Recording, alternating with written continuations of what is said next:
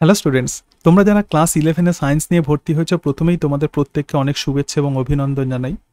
বিশেষত তোমরা যারা ওয়েস্ট বেঙ্গল বোর্ডে পড়ছো, যারা বায়োলজিক্যাল সায়েন্সকে তোমাদের সাবজেক্ট হিসাবে রেখে দিয়েছো, তারা অনেকেই হয়তো স্বপ্ন দেখো নিট এক্সামিনেশন দেওয়ার, ডক্টর হওয়ার তোমরা অনেকেই স্বপ্ন দেখছো এবং সেই কারণের জন্যই তোমরা বায়োলজিক্যাল সায়েন্সকে চয়েস করেছো।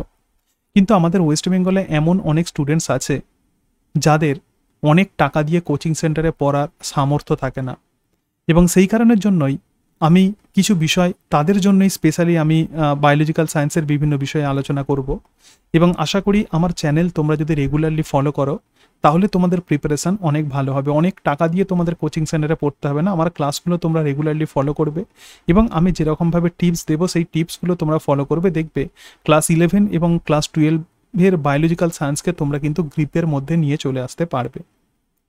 এরকম কখনো ভাববে না যে অনেক অর্থ দিয়ে তুমি কোচিং সেন্টারে পড়ছো না বলে তুমি নিট ক্র্যাক করতে পারবে না, এরকম কিন্তু কখনোই ভাববে না।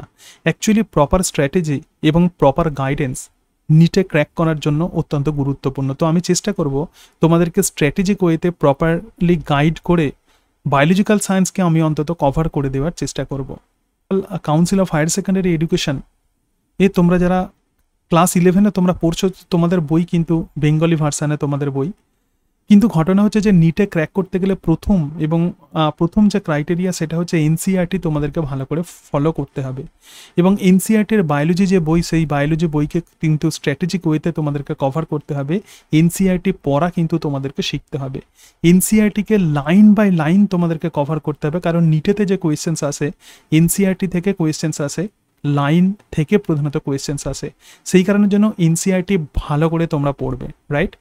এবং তার সাথে সাথে তোমাদেরকে বলবো, তাহলে তোমরা যে বিষয়টা করবে একটুখানি বলি, সেটা হচ্ছে যে তোমাদের যে বই আছে, অর্থাৎ ক্লাস 11-এর যে বই আছে, বোর্ডের যে বই আছে, বোর্ডের বইটা তোমরা যেমন ফলো করবে, ক্লাস 11-এর বোর্ডের বই যেমন ফলো করবে, এর সাথে সাথে তোমাদেরকে ফলো করতে হবে কিন্তু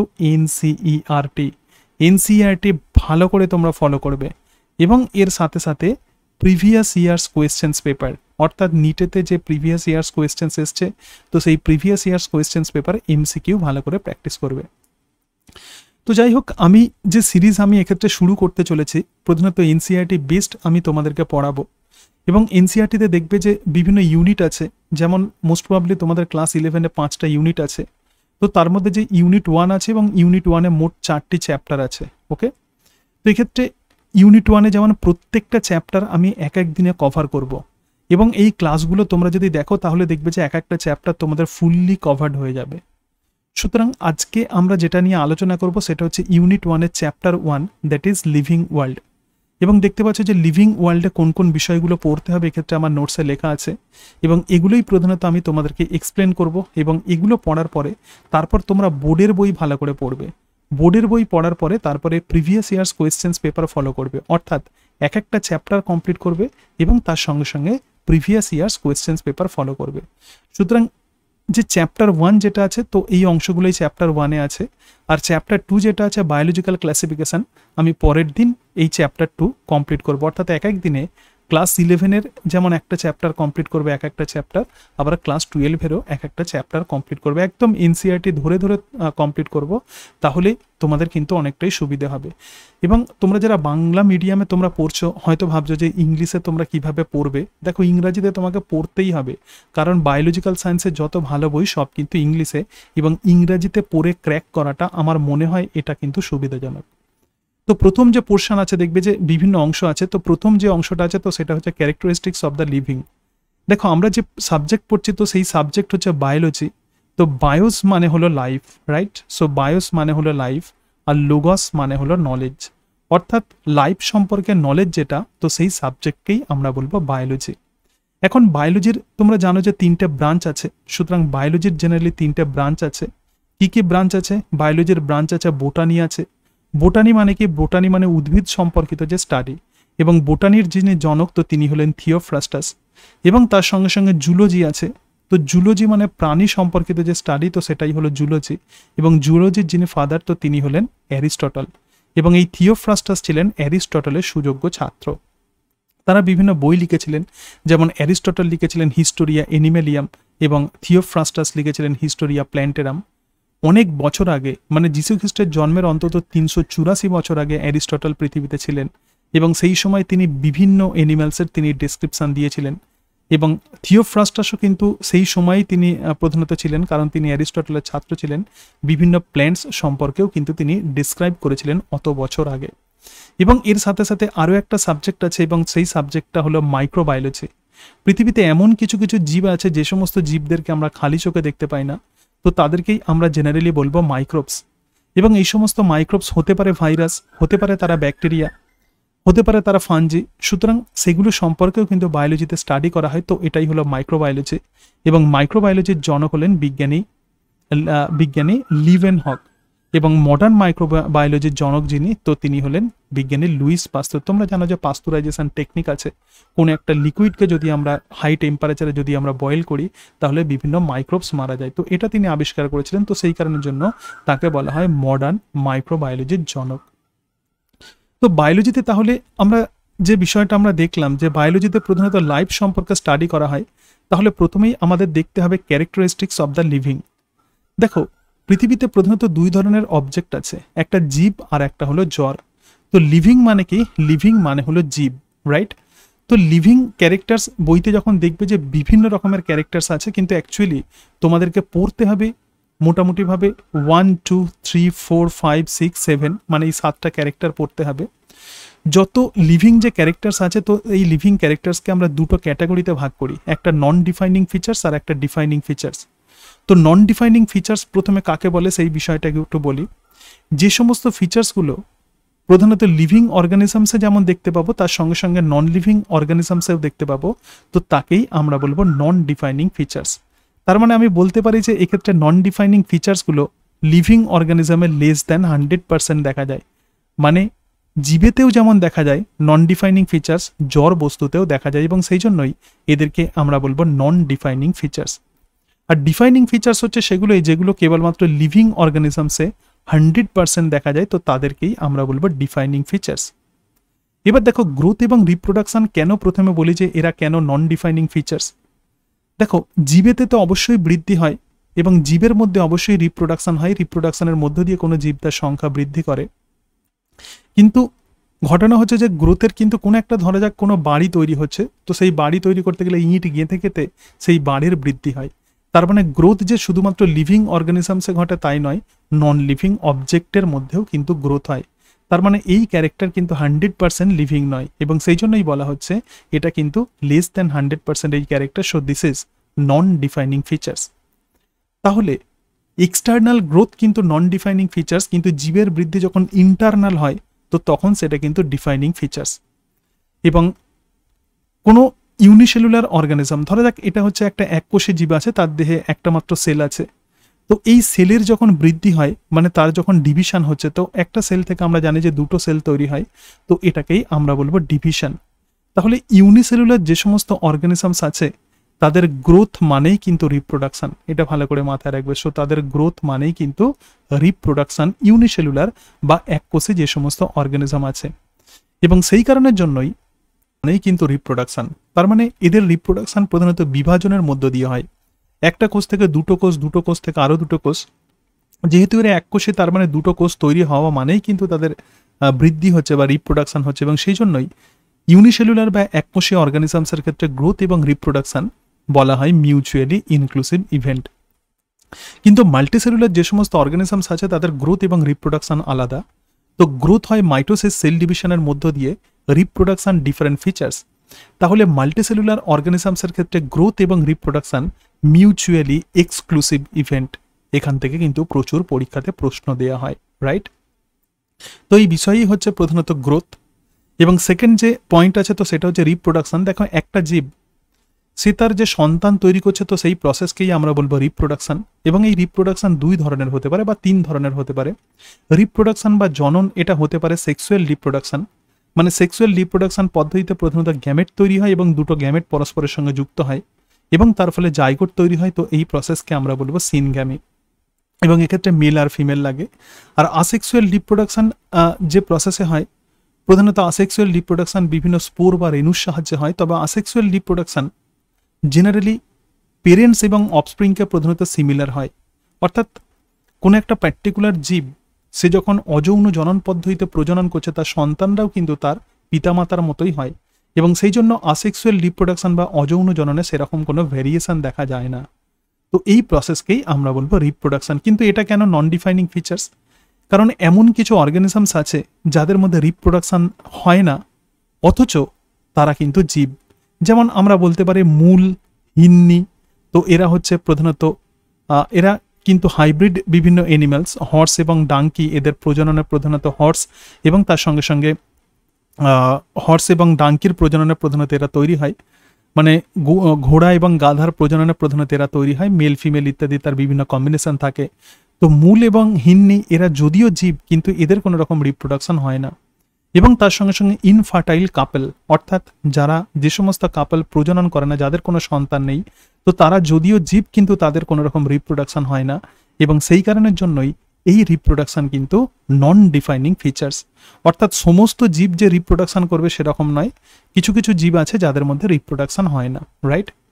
এরপরে দেখো, এরপরে যেটা আসবে তো সেটা হচ্ছে মেটাবলিজম। মেটাবলিজম মানে কি, কোনো একটা জীবের মধ্যে যত রকমের কেমিক্যাল রিয়াকশন চলে তো তাকেই আমরা বলবো মেটাবলিজম। এবং মেটাবলিজম প্রধানত দুই ধরনের হতে পারে, একটা ক্যাটাবলিজম এবং আর একটা অ্যানাবলিজম। ক্যাটাবলিজম মানে কি, ধরা যাক একটি বিশাল বড় ম্যাক্রোমলিকিউল আছে, এবং এই ম্যাক্রোমলিকিউল যখন ভেঙে যাচ্ছে, ছোট ছোট কণাতে যখন পরিণত হচ্ছে এরকম, তো তখনই তাকে আমরা বলবো ক্যাটাবলিজম। আবার ছোট ছোট মলিকুল যখন একসঙ্গে যুক্ত হয়ে একটা লার্জ মলিকুল তৈরি করছে, তো তখনই তাকে আমরা বলবো অ্যানাবলিজম। এবং ক্যাটাবলিজম এবং অ্যানাবলিজম, তো এই যে দুটো প্রসেস প্রধানত কন্টিনিউয়াসলি কোনো জীবের দেহের মধ্যে সম্পন্ন হয়, সেই কারণের জন্য মেটাবলিক রিয়াকশন এক্সক্লুসিভলি কিন্তু জীবের মধ্যেই দেখা যায়, এবং সেই জন্যই এটা কিন্তু ডিফাইনিং ফিচার্স। অর্থাৎ এই ফিচার্স 100% আমরা জীবের মধ্যে দেখতে পাই। এর সঙ্গে সঙ্গে রেপ্লিকেশন মানে প্রধানত ডিএনএ রেপ্লিকেশন বা প্রজনন হতে পারে, এবং সেলুলার অর্গানাইজেশন। দেখো, প্রত্যেকটা জীবের মধ্যেই কিন্তু সেলুলার অর্গানাইজেশন থাকবে, সেল থাকবে। তো cell is the basic structural and functional unit of life. তো সেই জন্য সেলুলার অর্গানাইজেশন কিন্তু কোনো নন লিভিং অবজেক্টে দেখা যায় না। তো সেই জন্যই সেলুলার অর্গানাইজেশন কিন্তু একটা ডিফাইনিং ফিচার্স। অর্থাৎ 100% এই ফিচার্স কিন্তু কেবলমাত্র লিভিং অবজেক্টেই দেখা যায়।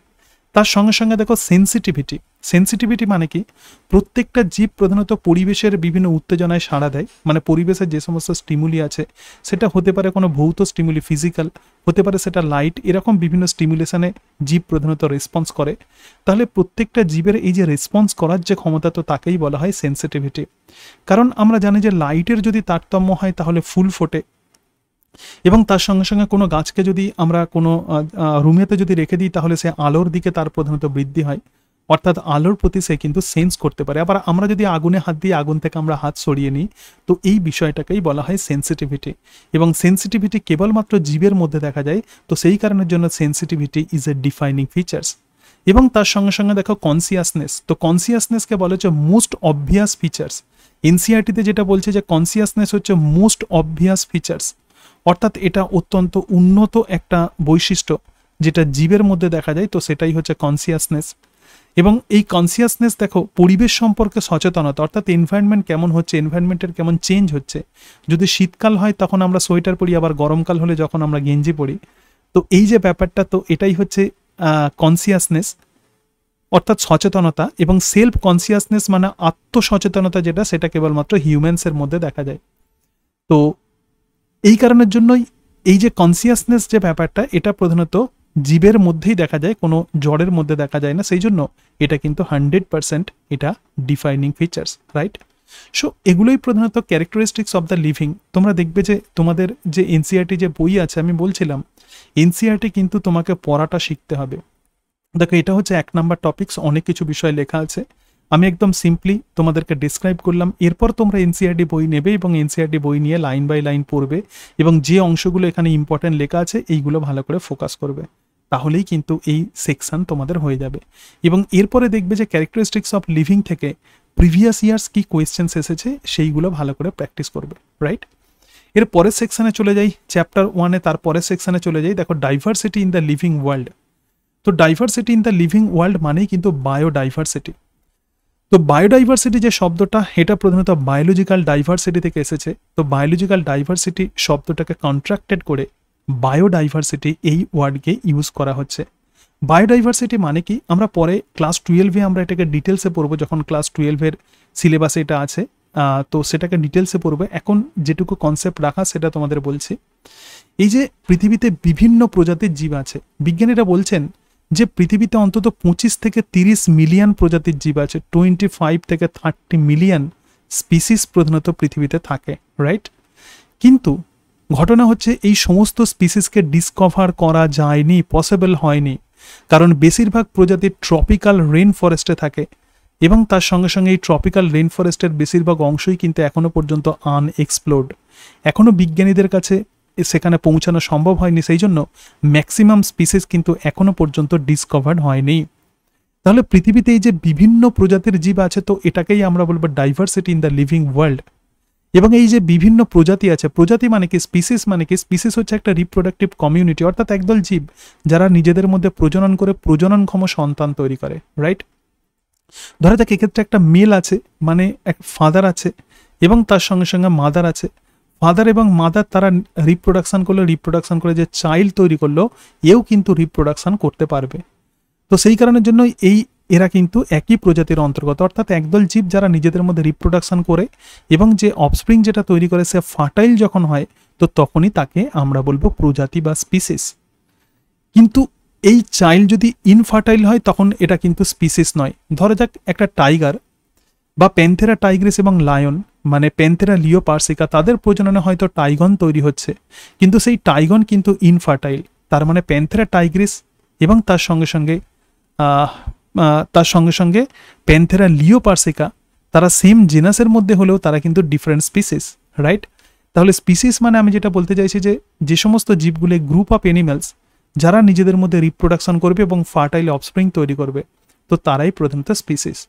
তো সায়েন্টিস্টরা এটা বলছেন যে পৃথিবীতে অন্তত 25 থেকে 30 মিলিয়ন প্রজাতি আছে এবং এই সমস্ত যে প্রজাতি আছে তারা প্রধানত ট্রপিক্যাল রিজিয়ানে থাকে। ম্যাক্সিমাম প্রজাতির ডাইভার্সিটি যেটা দেখা যায় ট্রপিক্যাল রিজিয়ানে, ট্রপিক্যাল রেইন ফরেস্টে দেখা যায়, কিন্তু সেই জায়গা এখনো আবিষ্কার হয়নি ম্যাক্সিমাম জায়গা, সেই জন্য বেশিরভাগ প্রজাতি এখনো পর্যন্ত অনাবিষ্কৃত রয়ে গেছে। কিন্তু IUCN অর্থাৎ international union for conservation of nature and natural resources, যার বর্তমানে নাম দেওয়া হচ্ছে WCU, তো সেই WCU যে স্টেটাস দিয়েছে যে পৃথিবীতে এখনো পর্যন্ত ডিসকভার্ড যে প্রজাতি আছে সেটা 1.7 থেকে 1.8 মিলিয়ন প্রজাতি এখনো পর্যন্ত আবিষ্কার করা সম্ভব হয়েছে। তো এই যে 1.7 থেকে 1.8 মিলিয়ন প্রজাতি আছে, 1.7-এর মধ্যে 1.2 million animal, right? So 1.2 million হচ্ছে এনিম্যাল এবং 0.5 মিলিয়ন হচ্ছে প্ল্যান্ট, অর্থাৎ এখনো পর্যন্ত আবিষ্কৃত প্রজাতির সংখ্যা কত? 1.7 থেকে 1.8 মিলিয়ন। কারা বলছে? বলছে IUCN। 1.7 থেকে 1.8 মিলিয়ন বায়োডাইভার্সিটি, তো একেই আমরা বলবো ডাইভার্সিটি ইন লিভিং ওয়ার্ল্ড। আমরা পরে বায়োডাইভার্সিটি সম্পর্কে ডিটেলসে আলোচনা করব, ক্লাস 11-এ তোমাদের এইটুকুই লাগবে। এরপরে দেখো, এরপরে যে অংশটা দেখবো তো সেটা হচ্ছে binomial nomenclature. What is this binomial nomenclature? এখন প্রত্যেকটা এই যে প্রজাতি আছে, অর্থাৎ এই যে আমি তোমাদের বললাম যে যেমন প্যান্থেরা লিও, ঠিক আছে, তো এই যে প্রত্যেকটা প্রজাতি আছে, তো এই প্রজাতিকে প্রধানত একটা সায়েন্টিফিক নেম দিতে হয় এবং সায়েন্টিফিক নেম দেওয়ার যে প্রসেস, তো তাকেই বলা হয় বাইনোমিয়াল নমেনক্লেচার। তার মানে পৃথিবীতে যে বিভিন্ন জীব আছে তারা বিভিন্ন রিজিয়ান্সে বিভিন্ন নামে পরিচিত এবং একে বলা হয় ভার্নাকুলার নেম। ধরো যাক ইংল্যান্ডে কোনো একটা অ্যানিমালস আছে, তাকে ইংরাজিতে নিশ্চয়ই তাকে ডাকা হবে, আবার ওয়েস্ট বেঙ্গলে সেই একই অ্যানিম্যাল যদি থাকে তাহলে বাংলাতে তাকে ডাকবো। তাহলে একটা প্রজাতিরই কিন্তু এক্ষেত্রে দুটো নাম হয়ে যাচ্ছে, তো এই নামকেই আমরা বলবো ভার্নাকুলার নেম। কিন্তু কোনো একটা স্পিসিসকে আইডেন্টিফাই করার জন্য ওই প্রজাতিকে একটা স্পেসিফিক নাম দিতে হবে এবং সেই স্পেসিফিক নাম কিন্তু সমস্ত ওয়ার্ল্ডে কোনো একটা পার্টিকুলার প্রজাতি বলতে সেই নামেই তাকে চিনতে হয় এবং এই নামকেই আমরা বলবো সায়েন্টিফিক নেম। এবং সায়েন্টিফিক নামকরণের বিভিন্ন রকমের নিয়ম আছে। বিজ্ঞানী ক্যারোলাস লিনিয়াস সায়েন্টিফিক নামকরণের নিয়মাবলী তিনি প্রকাশ করেছিলেন এবং সায়েন্টিফিক নামকরণের যে নিয়মাবলী প্রকাশ করেছিলেন বইতে, তো সিস্টেমা নেচারি গ্রন্থে প্রধানত এই নামকরণের নিয়মাবলী তিনি প্রকাশ করেন এবং এই নামেতে তিনি বলছেন দুটো পদ থাকবে। এক্ষেত্রে দেখো দুটো পদ আছে এবং প্রথম যে পদ আছে বা প্রথম যে ওয়ার্ড যেটা আছে, তো সেই ওয়ার্ডকে আমরা বলবো জেনাস, রাইট? এবং সেকেন্ড যে ওয়ার্ড আছে, তো এই ওয়ার্ডকে আমরা বলবো স্পিসিস বা স্পেসিফিক এপিথেট এটাকে বলা হয়। এবং নামকরণের তাহলে নামকরণ বা কোনো সায়েন্টিফিক নেম সবসময় দুটো ওয়ার্ড দিয়ে হবে। তাহলে দেখো বাইনোমিয়াল নমেনক্লেচার প্রথম গিভেন দিয়েছিলেন বিজ্ঞানী ক্যারোলাস লিনিয়াস, এবং তিনি বলছেন কোন একটা পার্টিকুলার প্রজাতির নামে প্রধানত দুটো ওয়ার্ড থাকবে, একটা জেনাস নেম এবং আর একটা স্পেসিফিক এপিথেট। এবং জেনাস নেম হচ্ছে ফার্স্ট ওয়ার্ড, অর্থাৎ এটা হচ্ছে প্রথম ওয়ার্ড, এক্ষেত্রে দেখছো ম্যাঙ্গিফেরা ইন্ডিকা, এবং সেকেন্ড ওয়ার্ড হচ্ছে স্পেসিফিক এপিথেট। এবং প্রথম ওয়ার্ড সবসময় স্টার্ট উইথ ক্যাপিটাল লেটার। দেখো এই যে ম্যাঙ্গিফেরা আছে এটা বড় হাতের এম বলে লেখা আছে, তাহলে এটা ক্যাপিটাল লেটার বা বড় হাতের অক্ষরে শুরু হবে। আর এই যে স্পিসিস নেম এটা কিন্তু ছোট হাতের অক্ষরে শুরু হবে। So this is start with small letter. এবং তার সঙ্গে সঙ্গে কিছু রুলস আছে, দেখো যখন প্রিন্ট করা হবে তখন এটাকে ইটালিক্সে প্রিন্ট করা হবে, মানে একটু বেঁকিয়ে তখন এটাকে প্রিন্টিং করতে হবে। আর যদি হাতে লেখা হয় তখন তাকে সেপারেটলি আন্ডারলাইন করতে হবে, অর্থাৎ জেনাস এবং স্পিসিস নেমকে সেপারেটলি আন্ডারলাইন করতে হবে। এবং তার সঙ্গে সঙ্গে এর অরিজিন, মানে যে বিজ্ঞানী এর নাম দিয়েছেন তো সেই বিজ্ঞানীর নাম কিন্তু শেষে এক্ষেত্রে উল্লেখ করতে হবে। দেখো ম্যাঙ্গিফেরা ইন্ডিকা এই নামটা কে দিয়েছিলেন, নাম দিয়েছিলেন বিজ্ঞানী লিনিয়াস। তাহলে name of the author second of the biological end of the biological name is abbreviated form. তাহলে অথরের নাম, যিনি এই বায়োলজিক্যাল নামটা দিচ্ছেন, সায়েন্টিফিক নেম দিচ্ছেন, তো তার নাম শেষে ছোট করে লিখে দিতে হবে। এই নাম দিয়েছিলেন বিজ্ঞানী ক্যারোলাস লিনিয়াস, সেই জন্য তার নাম ছোট করে এখানে লেখা আছে। তো নেম অফ অথরকে কিন্তু দিতে হবে। এবং তার সঙ্গে সঙ্গে বিজ্ঞানসম্মত নাম কিন্তু সবসময় ল্যাটিন ভাষায় করতে হবে, কারণ ল্যাটিন একটা ডেড ল্যাঙ্গুয়েজ, এটুকু মাথায় রাখবে। বিজ্ঞানসম্মত নামকরণ কেন ল্যাটিন ভাষায় করা হয়, কারণ Latin is a dead language. তো বাইনোমিয়াল নমেনক্লেচারে আরও বিভিন্ন রকমের রুলস আছে, বিভিন্ন নিয়মস আছে, অত ডিটেলসে তোমাদের পড়তে হবে না। যেটুকু পড়তে হবে, যেটুকু এনসিইআরটিতে মেনশন করা আছে আমি সেটাই তোমাদেরকে বলছি। ওকে, এরপরে যে পোর্শন আছে তো সেটা হচ্ছে ট্যাক্সোনমি। দেখো what is this taxonomy? Taxonomy মানে হচ্ছে পৃথিবীতে বিভিন্ন রকমের জীব আছে, তো সেই বিভিন্ন রকমের জীবকে, প্রত্যেকটা ইন্ডিভিজুয়াল জীবকে কিন্তু স্টাডি করা সম্ভব নয়। তো সেই জন্য এই ইন্ডিভিজুয়াল জীবগুলোকে স্পেসিফিক্যালি তাদেরকে গ্রুপ করে নেওয়া হয় এবং গ্রুপ করে স্টাডি করা হয়। So this is the basis of taxonomy. কীরকম? ধরা যাক এরকম একটা স্কুল আছে, আমরা প্রত্যেকেই স্কুলে পড়ি, এবং স্কুলে প্রধানত বিভিন্ন রকমের ক্লাসের ছাত্রছাত্রী আছে। কেউ হয়তো ক্লাস 5-এ পড়ে, কেউ হয়তো ক্লাস 6-এ পড়ে, কেউ হয়তো ক্লাস 7-এ পড়ে, কেউ হয়তো ক্লাস 8-এ পড়ে।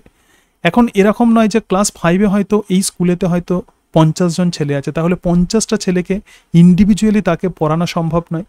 আবার 6-এ হয়তো 100 জন ছেলে আছে, তো 100 জন ছেলেকে ইন্ডিভিজুয়ালি পড়ানো সম্ভব নয়, তাহলে তাদেরকে কি করতে হবে, গ্রুপ করে দিতে হবে।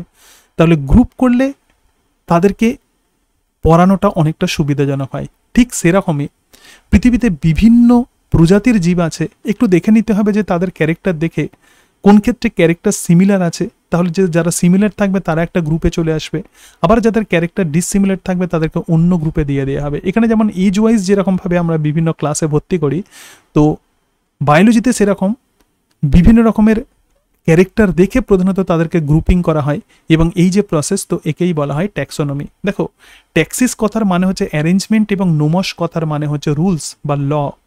তাহলে যে নিয়মের উপর ভিত্তি করে জীবদেরকে গ্রুপিং করা হয়, তো সেই প্রসেসকেই আমরা বলবো taxonomy, right?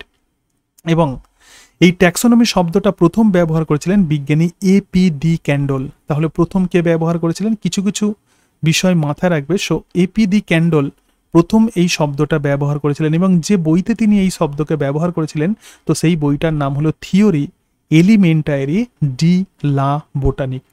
Theory elementary de la botanic গ্রন্থে তিনি প্রথম ট্যাক্সোনমি শব্দটা ব্যবহার করেন। সুতরাং ট্যাক্সোনমি রিপ্রেজেন্ট দ্য র্যাঙ্ক। ট্যাক্সোনমির যেটা ইউনিট তো সেটাই হলো ট্যাক্সন। ট্যাক্সোনমির ইউনিটকে আমরা কি বলবো, ট্যাক্সন। কিরকম ট্যাক্সন?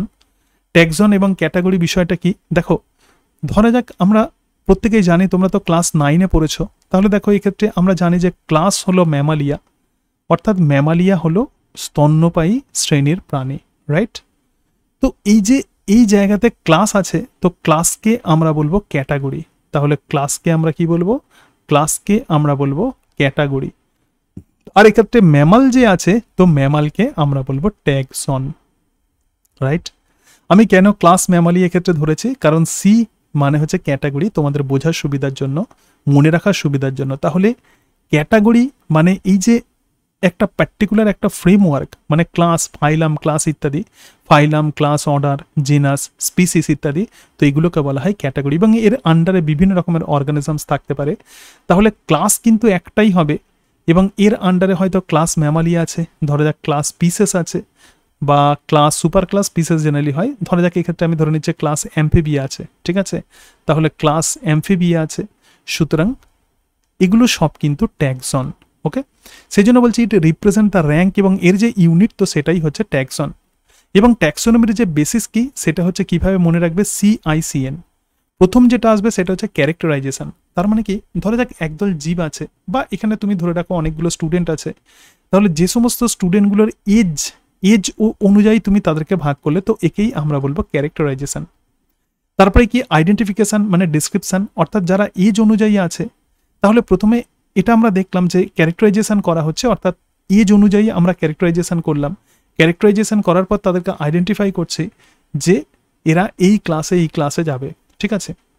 সুতরাং প্রথমেই কোনো একটা জীবকে আমরা অ্যাট এ গ্লান্স দেখে আমাদেরকে বুঝতে হবে যে সেটা স্নেক, নাকি সেটা কোনো ম্যামালস, নাকি সেটা কোনো অ্যাম্ফিবিয়া। তো এই যে অ্যাট এ গ্লান্স আমরা ক্যারেক্টার দেখছি, so this is called characterization, এবং ক্যারেক্টারটা দেখে তারপরে তাকে আমরা আইডেন্টিফাই করব, রাইট। ধরা যাক কোনো অ্যাম্ফিবিয়া আছে, সে হয়তো লাফিয়ে যাচ্ছে কোনো ফ্রগ, তাহলে প্রথমে আমি দেখছি যে ফ্রগ লাফাচ্ছে, তো এই যে লাফানো দেখাটা, তো একেই আমরা বলবো ক্যারেক্টারাইজেশন, এবং দেখে তুমি কি ভাবলে, তো সেটা হচ্ছে ফ্রগ। তাহলে যে সমস্ত অ্যানিমেলসগুলো এরকমভাবে লাফিয়ে লাফিয়ে চলে, এবং যাদের পিছনের পা অনেক বড় হয় এবং সামনের পা ছোট হয়, এবং তার সঙ্গে সঙ্গে 4 limbs with 4 digits, মানে সামনের পায়ে 4টা আঙুল, পিছনের পায়ে 5টা আঙুল আছে, তো একেই আমরা বলবো ক্যারেক্টারাইজেশন। তো এই সমস্ত দেখে আমরা কি ভাবলাম, তো এরা হচ্ছে অ্যাম্ফিবিয়া, বা এটা হচ্ছে ফ্রগ হতে পারে। তো এই ব্যাপারটাকেই আমরা বলবো ডিসক্রিপশন বা আইডেন্টিফিকেশন। এরপরে কি করব, এরপরে ক্লাসিফিকেশন মানে গ্রুপিং। তাহলে পৃথিবীতে যত অ্যানিমেলস আছে যাদের এই সমস্ত ক্যারেক্টার্স দেখা যায়, 4 limbs with 4 digits, hind limbs with 5 digits, তার সঙ্গে সঙ্গে তাদের স্কিন ময়েস্ট, নেকেড, গ্ল্যান্ডুলার হয়, এবং তার সঙ্গে সঙ্গে তারা লাফিয়ে লাফিয়ে চলে এরকমভাবে, ঠিক আছে। তো এই সমস্ত অ্যানিমেলসগুলোকেই আমরা প্রধানত অ্যাম্ফিবিয়া গ্রুপের মধ্যে রেখে দেবো, ক্লাসিফিকেশনের মধ্যে রাখবো, এবং তারপরে তাকে পার্টিকুলার সায়েন্টিফিক নেম দেবো। এরকম অনেক অ্যানিমেলসকে আমরা পেয়ে গেলাম, এরকম ফ্রগ জাতীয় বা অ্যাম্ফিবিয়ার অনেক অ্যানিমেলসকে পেয়ে গেলাম। এবার প্রত্যেকটা স্পিসিসকে আমরা কি করবো, নামকরণ করব বা নমেনক্লেচার করবো। এবার এই জায়গাতে বলি, এই যে নামকরণ, এই নামকরণ শুধুমাত্র যে স্পিসিস লেভেলে হবে সেরকম নয়, ঠিক আছে, ভালো করে মাথায় রাখবে। স্পিসিস লেভেল যেমন করা হবে নামকরণ, তার সঙ্গে সঙ্গে হায়ার ট্যাক্সাতেও কিন্তু এই নামকরণ করা হয়। অথবা সেটা হতে পারে কোনো ক্লাস, কোন ক্লাসের মধ্যে পড়বে, সেটা অ্যাপোডা, অ্যানোরা না ইউরোডেলা, যে অ্যাম্ফিবিয়ার কথা বলছে, অথবা তার ফাইলাম, যেমন সেটা তো অবভিয়াসলি ফাইলাম কর্ডাটা হবে। সুতরাং এক্ষেত্রে নমেনক্লেচার বলতে ট্যাক্সোনমিতে শুধুমাত্র স্পিসিসের নামকরণ নয়, সাইন্টিফিক নামকরণ নয়, এক্ষেত্রে স্পিসিসের যেমন নামকরণ হবে, তার সঙ্গে সঙ্গে হায়ার ট্যাক্সারও কিন্তু নামকরণ, অর্থাৎ কিংডম, প্ল্যান্ট এবং অ্যানিম্যাল কিংডম, এই যে নামকরণ, so this is called nomenclature. Okay, আর বাইনোমিয়াল নমেনক্লেচার মানে সাইন্টিফিক নাম দেওয়া। তো সাইন্টিফিক নেম দেখো, বলছে প্রত্যেকটা organism have only one name. পৃথিবীতে যত স্পিসিস আছে প্রত্যেকটা প্রজাতির এক একটা করে নির্দিষ্ট নাম আছে, এবং সেই নামকেই আমরা বলবো সাইন্টিফিক নেম। তো প্ল্যান্টসের ক্ষেত্রে সাইন্টিফিক নামকরণ করার জন্য কিছু প্রধানত নিয়ম এক্ষেত্রে মেনটেন করা হয়, এবং সেই সমস্ত নিয়মগুলোকে আমরা বলবো ICBN। ICBN মানে international code for botanical nomenclature. এখানটা দেখে নাও, international code for botanical nomenclature, যেভাবে NCERT-তে মেনশন করা আছে সেটা বলছি। এবং অ্যানিম্যালসের ক্ষেত্রে ICZN মানে international code of zoological nomenclature, right. তো এই দুটোর মধ্যে পার্থক্য একটু দেখে রাখবে। তাহলে অ্যানিম্যালসের যে সায়েন্টিফিক নামকরণ করা হবে, অ্যানিম্যালসের সায়েন্টিফিক নামকরণ করার জন্য যে নিয়মকে ইউজ করা হয়, তো সেই নিয়মাবলী লেখা আছে কোথায়, ইন্টারন্যাশনাল কোড অফ জুলজিক্যাল নমেনক্লেচারে, এবং একেই বলা হয় ICZN। ওকে, এরপরেই দেখো ট্যাক্সোনমি এবং সিস্টেমেটিক্সের মধ্যে পার্থক্য। দেখো অনেকেই কনফিউজড হয়ে যায় যে ট্যাক্সোনমি মানে কি, সিস্টেমেটিক্স মানে কি। অ্যাকচুয়ালি সিস্টেমেটিক্স মানে হচ্ছে taxonomy plus evolution. So systematics মানে হচ্ছে ট্যাক্সোনমি প্লাস ইভলিউশন। আমরা যখন ট্যাক্সোনমির সঙ্গে যখন আমরা ইভলিউশনকে ধরবো, তো তখনই তাকে বলা হয় সিস্টেমেটিক্স। এবং ট্যাক্সোনমি শব্দটা যেখানে এপিডি ক্যান্ডল ব্যবহার করেছিলেন, সিস্টেমেটিক্স শব্দটা ব্যবহার করেছিলেন বিজ্ঞানী ক্যারোলাস লিনিয়াস। তাহলে সিস্টেমেটিক্স কিন্তু অনেক ব্রডার টার্ম দেন ট্যাক্সোনমি। ট্যাক্সোনমি একটা ন্যারো টার্ম, কিন্তু সিস্টেমেটিক্স অনেক ব্রড টার্ম, রাইট? তাহলে দেখো সিস্টেমেটিক্স এই শব্দটা ল্যাটিন অরিজিন এবং সিস্টেমেটিক্স মানে হচ্ছে অ্যারেঞ্জমেন্ট। ট্যাক্সোনমি এবং তার সঙ্গে সঙ্গে ফাইলোজেনি মানে ইভলিউশনারি হিস্ট্রি, কোনো জীবের বিবর্তনগত ইতিহাস সে কোথা থেকে এসেছে, তো তাকেই আমরা বলবো ফাইলোজেনি। যখন এই ফাইলোজেনিকে ট্যাক্সোনমির সঙ্গে যখন ইনক্লুড করা হয় তো তখনই তাকে আমরা বলবো সিস্টেমেটিক্স। এরপরে দেখো ফাদার অফ ট্যাক্সোনমি বলা হয় বিজ্ঞানী ক্যারোলাস লিনিয়াসকে, এবং ক্যারোলাস লিনিয়াসের কি কি কন্ট্রিবিউশন একটু দেখে নাও। ক্যারোলাস লিনিয়াস সায়েন্টিফিক নেম দিয়েছিলেন, এবং যে সায়েন্টিফিক নেম প্রধানত আমরা জানি যে বাইনোমিয়াল নমিনক্লেচার দিয়েছিলেন, এবং তিনি প্রধানত ল্যাটিন অরিজিন, তো তিনি এখানে জন্মগ্রহণ করেছিলেন, এবং তিনি two kingdom system of classification দিয়েছিলেন, মানে প্ল্যান্ট এবং এনিম্যাল। তিনি টোটাল জীবজগৎকে দুটো কিংডমে ভাগ করেছিলেন, একটি কিংডম প্ল্যান্টি এবং আর একটা কিংডম এনিমেলিয়া, এবং তার সঙ্গে সঙ্গে বাইনোমিয়াল নমিনক্লেচার দিয়েছিলেন, এবং তিনি দুটো বই লিখেছিলেন, একটা সিস্টেমা নেচারি এবং আর একটা স্পিসিস প্ল্যান্টেরাম। সিস্টেমা নেচারি গ্রন্থে প্রধানত এনিম্যালসের কথা বলা আছে, আর সিস্টেমা প্ল্যান্টেরাম বা স্পিসিস প্ল্যান্টেরাম গ্রন্থে প্রধানত উদ্ভিদের ডেসক্রিপশন দেওয়া আছে। ওকে, তো এই অংশগুলো নিয়েই প্রধানত আমরা দেখলাম যে ট্যাক্সোনমি। আচ্ছা, এইবারে এই যে আমরা দেখব যে ট্যাক্সোনমিক হায়ারার্কি, তো হায়ারার্কি মানে কি, হোয়াট ইজ দিস হায়ারার্কি? পৃথিবীতে যত জীব আছে ধরা যাক তাদেরকে আমি দুটো কিংডমে রাখলাম, একটা প্ল্যান্টি এবং আর একটা এনিমেলিয়া, যেরকমভাবে বিজ্ঞানী ক্যারোলাস লিনিয়াস রেখেছেন। এবং এই প্ল্যান্টির আন্ডারে আবার বিভিন্ন রকমের ফাইলাম বা ডিভিশন আছে, যেমন অ্যাঞ্জিওস্পার্ম আছে, জিমনোস্পার্ম আছে। অ্যাঞ্জিওস্পার্ম মানে গুপ্তবীজি, জিমনোস্পার্ম মানে হচ্ছে ব্যক্তবীজি।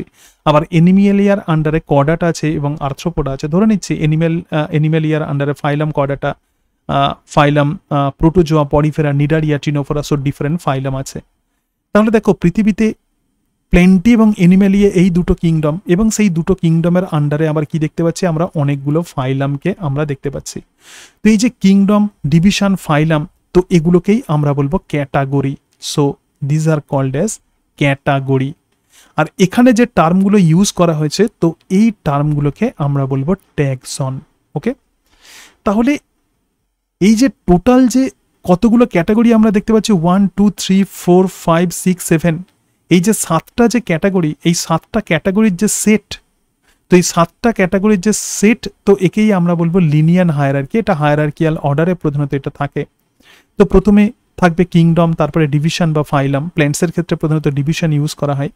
একটু লিস্টটা দেখে নাও, এনসিআরটিতে যেমন লেখা আছে আমরা সেইভাবেই পড়ছি। সুতরাং ডিভিশন হচ্ছে অ্যাঞ্জিওস্পার্ম, আর এখানে এনিমেলিয়া, কর্ডাটা আর আর্থ্রোপোডা।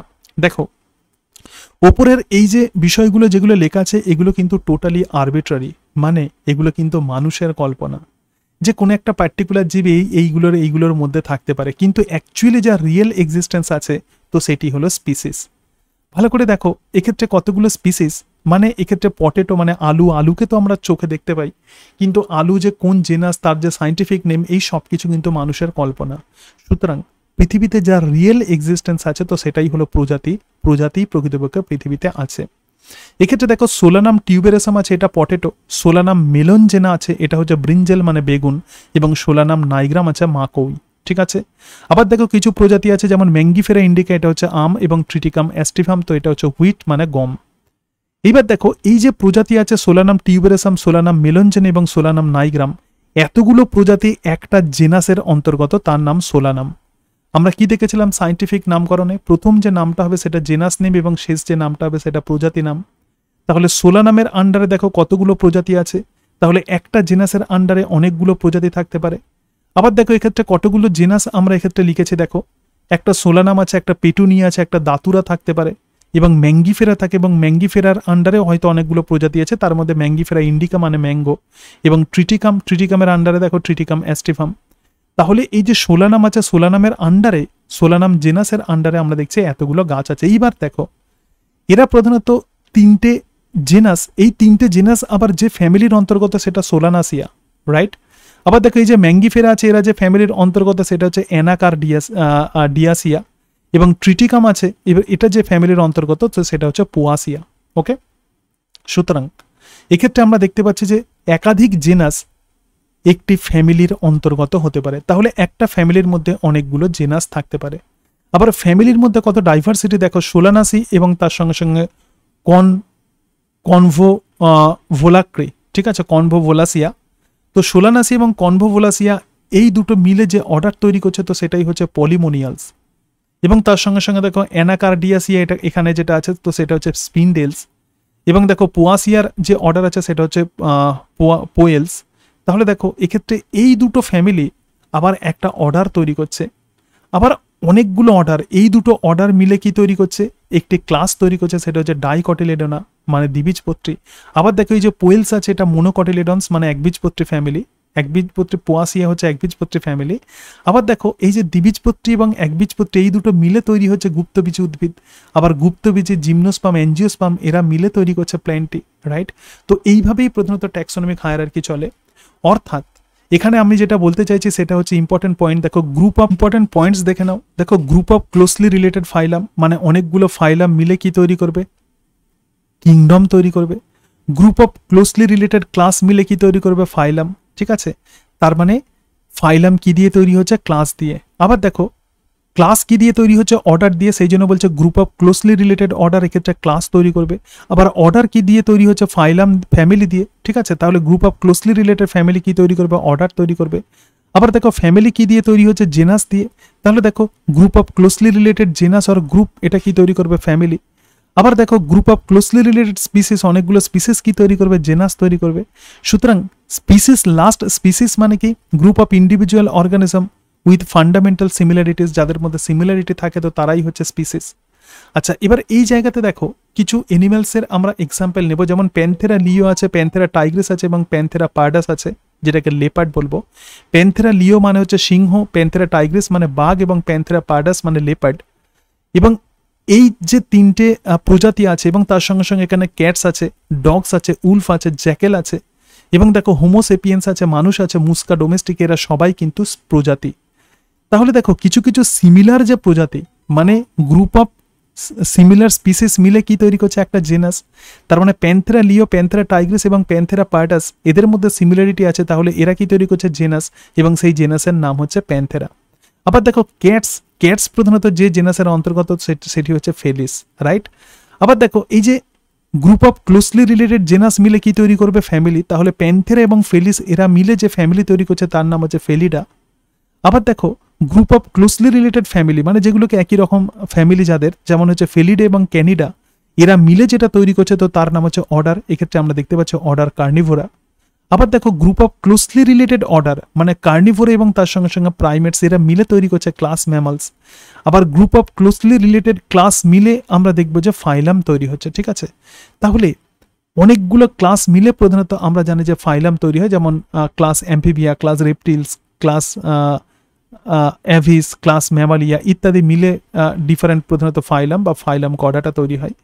সুতরাং এক্ষেত্রে আমরা দেখতে পাচ্ছি যে গ্রুপ অফ এই যে ইন্ডিভিজুয়াল মানে লোয়ার ক্যাটাগরিতে যে সমস্ত ইন্ডিভিজুয়ালস আছে তো অনেকগুলো লোয়ার ক্যাটাগরি মিলে প্রকৃতপক্ষে হায়ার ক্যাটাগরি তৈরি হয়। এক্ষেত্রে যে সমস্ত ইন্ডিভিজুয়ালসগুলো আছে তো এগুলোও পড়তে হবে, যেমন ডগ, উলফ এবং জ্যাকেল, তো এরা প্রধানত যে জেনাসের অন্তর্গত সেটা ক্যানিস। আবার ক্যানিস প্রধানত যে ফ্যামিলির অন্তর্গত সেটা হচ্ছে ক্যানিডা। আবার ক্যানিডা প্রধানত যে ফ্যামিলির অন্তর্গত এক্ষেত্রে কার্নিভোরা। আবার দেখো কার্নিভোরা যে ক্লাসের অন্তর্গত সেটা ম্যামালিয়া। আবার মানুষের ক্ষেত্রে দেখো, মানুষের ক্ষেত্রে যে জেনাস আছে হোমো, আমরা জানি যে মানুষের সাইন্টিফিক নেম হোমোসেপিয়েন্স, এরা যে ফ্যামিলির অন্তর্গত সেটা হোমিনিডা। আবার হোমিনিডা যে অর্ডারের অন্তর্গত সেটা হচ্ছে প্রাইমেটস, রাইট। এক্ষেত্রে এই কারণের জন্য এটা লেখার উদ্দেশ্য, তোমাকে প্রশ্ন দিতে পারে যে কোন স্পিসিস প্রধানত কোন ফ্যামিলি কোন গ্রুপেতে কোন অর্ডারে থাকবে, ঠিক আছে। সেই কারণের জন্য আমি বারবার বলছি এনসিইআরটির প্রত্যেকটা লাইন কিন্তু তোমাদেরকে কভার করতে হবে, ওকে। আবার দেখো এক্ষেত্রে মুস্কা ডোমেস্টিকা মানে হাউস ফ্লাই, এরা প্রধানত যে জেনাসের অন্তর্গত মুস্কা, অবভিয়াসলি মুস্কা এটা হচ্ছে জেনাস আর এটা হচ্ছে স্পিসিস। আবার দেখো এটা যে ফ্যামিলির অন্তর্গত সেটা হচ্ছে মুসিডা। আবার মুসিডা দেখো যে অর্ডারের অন্তর্গত সেটা হচ্ছে ডিপটেরা। আবার ডিপটেরা যে ক্লাসের অন্তর্গত ইনসেক্টা। আবার ইনসেক্টা যে ফাইলামের অন্তর্গত আর্থ্রোপোডা। আর্থ্রোপোডা আবার যে কিংডমের অন্তর্গত তো সেটাই হচ্ছে এনিমেলিয়া। তোমাকে প্রশ্ন দিতে পারে হয়তো মুস্কা ডোমেস্টিকার প্রধানত অর্ডার কি, ঠিক আছে, তাহলে এটা ডিপটেরা বর্গের পতঙ্গ। তো এই অংশগুলো কিন্তু ভালো করে পড়তে হবে। এইবার দেখো হায়ার ট্যাক্সা এবং লোয়ার ট্যাক্সা। যেটা হায়ার ট্যাক্সা মানে এই ক্ষেত্রে আমরা দেখতে পাচ্ছি কিংডম, এটা ভালো করে বুঝবে। তো হায়ার ট্যাক্সা মানে হচ্ছে কিংডম, আবার লোয়ার ট্যাক্সা মানে হচ্ছে স্পিসিস। তাহলে হায়ার ট্যাক্সাতে লেস সিমিলারিটি দেখা যায়, অবভিয়াসলি এখানে লেস সিমিলারিটি দেখা যাবে এবং less common character, less common character দেখা যাবে এবং মোর কমপ্লেক্স। তাহলে দেখো এখানে লেস সিমিলারিটি, এই যে এনিম্যাল যেগুলো আছে হায়ার ট্যাক্সাতে যেমন আছে, যেমন ক্লাস ম্যামালিয়া এবং তার সঙ্গে সঙ্গে ক্লাস পিসেস, তাদের মধ্যে কিন্তু সিমিলারিটি অনেক কম থাকবে। তাহলে হায়ার ট্যাক্সাতে যত আমরা যাব তত কিন্তু সিমিলারিটি কম হবে। আবার দেখো এক্ষেত্রে কমন ক্যারেক্টারও কিন্তু কম হবে এবং মোর কমপ্লেক্স হবে, কিন্তু যেগুলো লোয়ার ট্যাক্সা তো সেগুলোতে সিমিলারিটি বেশি হবে। যেমন এই যে প্রজাতি, দেখো এই যে প্রজাতি আছে যেমন প্যান্থেরা লিও, প্যান্থেরা টাইগ্রিস, প্যান্থেরা পার্টাস, এদের মধ্যে প্রচুর সিমিলারিটি দেখা যায়। তাহলে যত আমরা লোয়ার ট্যাক্সাতে যাব সিমিলারিটি তত বেশি হবে এবং কমন ক্যারেক্টার কমন তত বেশি হবে এবং লেস কমপ্লেক্স হবে। So families are characterized by the basis of vegetative and the reproductive features of the plant species. দেখো প্ল্যান্টসের যে ফ্যামিলি, আমরা জানি যে অ্যাঞ্জিওস্পার্মের ফ্যামিলি অত্যন্ত গুরুত্বপূর্ণ।